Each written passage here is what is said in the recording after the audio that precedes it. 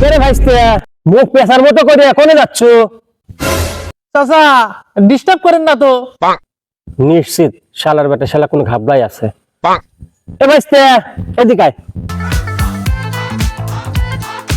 কি করবেন তাড়াতাড়ি কোন। নতুন নতুন বিয়ে করলু, মানুষের মন মেজাজ ফুরফুরে থাকে, তোর অবস্থা এরকম কে?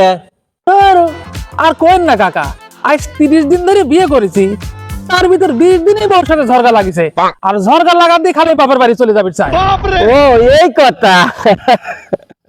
কি ব্যাপার কাকা, আমার কষ্ট দেখে আপনার হাসি পাচ্ছে। আমার অবশ্য টেনশন নাই। কে কাকা, আপনার টেনশন নাই কে? এ বাপু শোন, বিয়ে আমিও করেছি 30 বছর।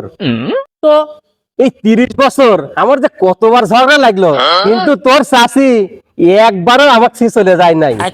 যায় নাই মানে বুঝলাম না, কাহিনী কি? আরে বেটা শোন, আমি তো থাকি তো তোর শাশের বাড়ি, ঘর জামাই, তোর শাশি যাবি কোনে?